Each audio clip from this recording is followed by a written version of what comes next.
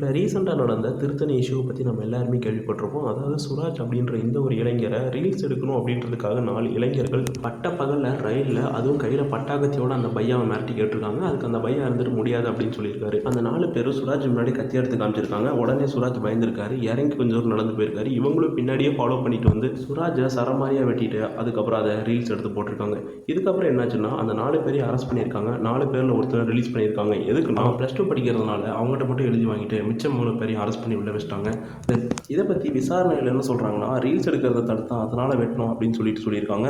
யோசிச்சு பாருங்கள், அந்த இடத்துல ஒரு போலீஸ்காரரோ இல்லை ஒரு மிலிட்ரி மேனோ இருந்திருந்தால் இந்த மாதிரி பண்ணியிருக்க முடியுமா? யோசிக்காமல் சுட்டு தள்ளியிருப்பாங்க. ஒரு சாதாரண நாள் அப்படிங்கிறதுனால இந்த மாதிரி அசால்ட்டாக வெட்டிட்டு போயிட்டாங்க. இதே மாதிரி தொடர்ந்து நடந்துட்டு இருந்துச்சு அப்படின்னா அமெரிக்காவில் வர மாதிரி எல்லாருமே லைசன்ஸோட கன்று வச்சுக்க வேண்டியது. யோசிச்சு பாருங்கள், யாருமே மேஜர் கிடையாது, எல்லாருமே 18 வயசு கீழே இருக்கிறவங்க தான். 4 பேருமே போதையில் இருக்கானுங்க. கையில் கத்தியோட பட்ட பகலில் இப்படி ஜாலியாக சுற்றிட்டு இருக்கானுங்க. சுராஜ் அப்படின்றவருக்கு கவர்மெண்ட் ஹாஸ்பிட்டலில் ட்ரீட்மெண்ட் கொடுத்துட்டு இருந்தாங்க. இப்போ அவர் க்யூர் ஆகி என்ன சொல்லியிருக்காருன்னா, நான் திரும்ப என்னோட ஊருக்கே போகிறேன், எனக்கு தமிழ்நாடு வேண்டாம் அப்படின்னு சொல்லியிருக்காரு. கொஞ்சம் யோசிச்சு பாருங்கள், இதை நீங்கள் கேள்விப்பட்டிருக்கீங்களா?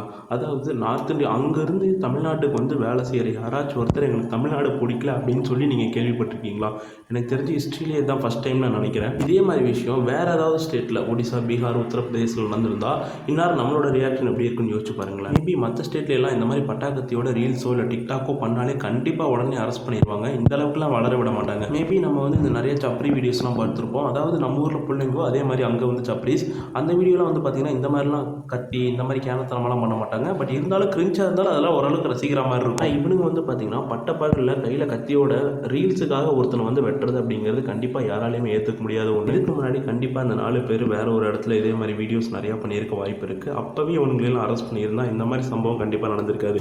என்ன தான் சத்துணவு திட்டம், இலவச பேகு, இலவச கல்வி, இலவச செருப்பு கொடுத்து இந்த மாதிரி 1000 திட்டங்களை கொண்டு வந்தாலும் கூட ஒரு கிளாஸுக்கு இந்த மாதிரி ஒரு தற்கொலை இருக்க தான் செய்யுது. அவனும் படிக்க மாட்டான், கூட இருக்கிறவங்களையும் படிக்க விட மாட்டான். அதாவது இந்த மாதிரி இருந்தால் தான் கெத்து அப்படின்னு சொல்லிட்டு கூட இருக்கிறவங்களையும் சேர்த்து கெடுப்பான். ரீசெண்டாக இந்த மாதிரி நியூஸ்லாம் நம்ம நிறையவே பார்க்கலாம். அதாவது கிளாஸ் ரூமில் உட்காந்து ரீல்ஸ் பண்ணுறது, சார் ஏதாவது கிளாஸ் நடத்திட்டு இருக்கும்போது எடுத்து பேசுறது, ஒவ்வொரு கிளாஸ்லேயும் ஒவ்வொரு ஸ்கூல்லையும் இந்த மாதிரி ஒரு தற்கொலை இருக்க தான் செய்யும். அதாவது ஒரு விஷயம் சொல்லுவாங்க, எப்போ வாத்தியார் கையிலேருந்து குத்தி இறங்குச்சோ அன்னைக்கே வந்து ஒழுக்கம் அப்படிங்கிறது காணாமல் போயிடும் அப்படின்னு சொல்லுவாங்க. அது உண்மைதான் போல. நீ இந்த மாதிரி தப்புக்கெல்லாம் என்ன தண்டனை கொடுத்தா திரும்பவும் இப்படி நடக்காது அப்படின்னு கமெண்ட் பண்ணுங்க.